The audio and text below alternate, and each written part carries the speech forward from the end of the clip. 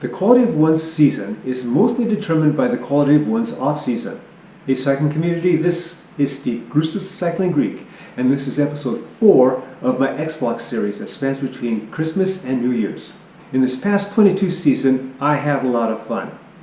I was stronger than I had recently been in my old guy racer status, and I had attained some nice results. In my off-season leading to the 22 season, I was focused and I was meticulous.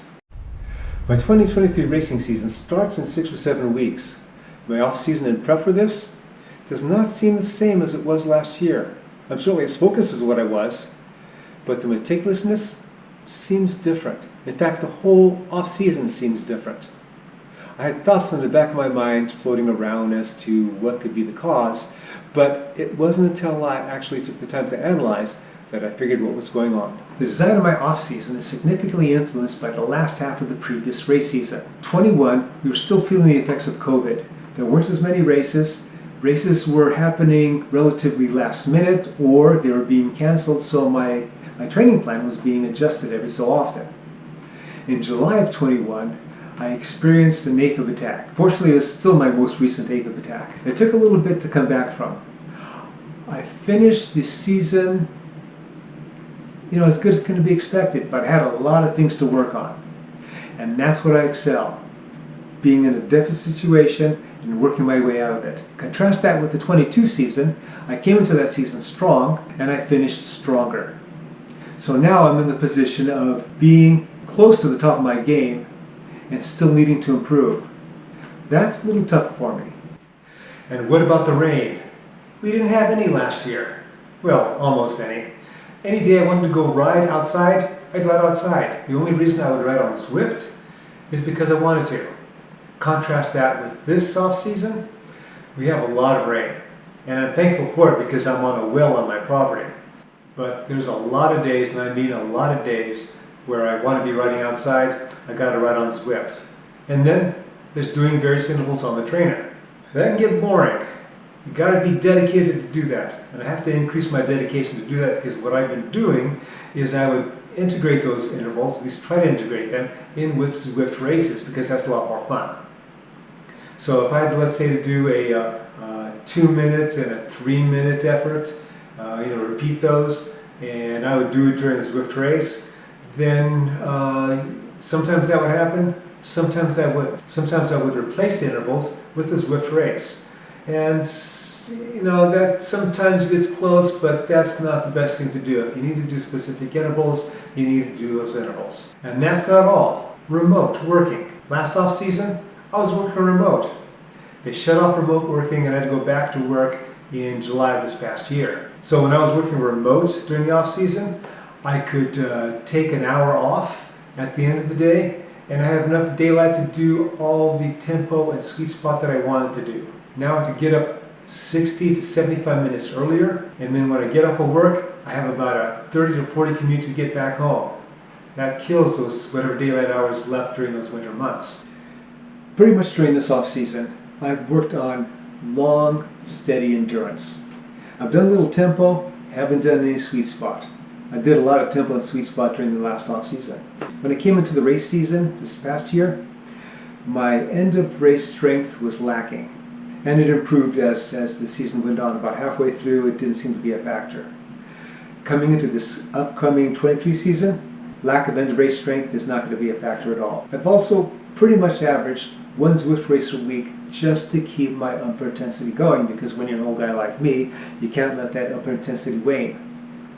So now that January is about to happen, and again I'm about 6 or 7 weeks away from the first race, I'm starting to build a little bit more.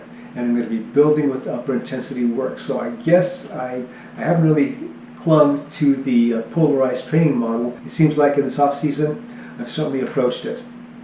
So it's going to be upper intensity intervals of various types. The closer it gets to the race season, it kind of changes, that type of thing. And now that I've analyzed last off season and this off season, the best thing I can do is not to try to integrate my intervals with a Zwift race. Right now, we have rain that's forecasted all the way through the middle of January. After that, the forecast dies off, so I don't know what happens there. But That's going to be a lot of Zwift racing, even on the weekends. I'm not going to be able to go outside unless there's some sort of break that happens, or I just want to bundle up more and then just do a long ride in the rain.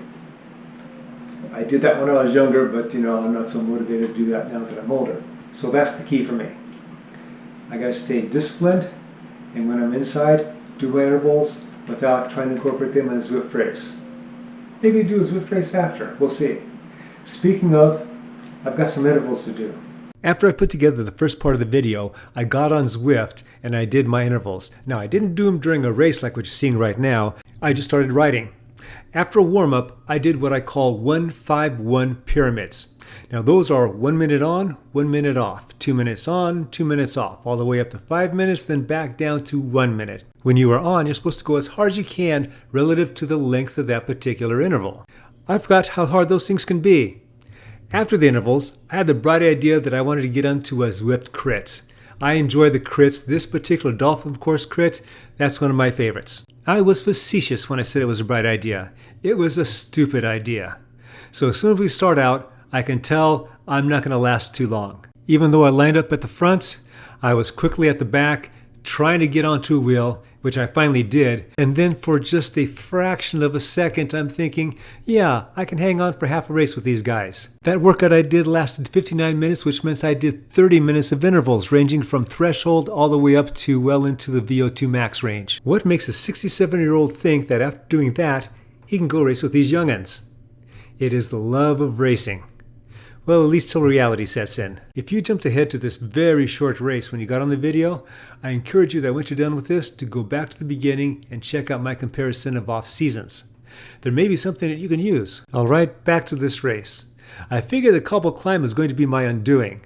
So I started in the middle of the pack, now I'm at the back of the pack. And the 300 watts that I'm doing are basically the most I could do right now. I'm hoping that once we get over the top that it bunches up. But right now it's stretched out. There's people pushing it in the front, and there's people that are chasing after those people that are pushing it in the front. And at this point, you can see my picture in the lower left-hand corner. I'm done. All right, I hope you got something out of this video. One of them being that don't do a Zwift race after you do a bunch of intervals. And always remember, comment, like, subscribe. The Cycling Greek.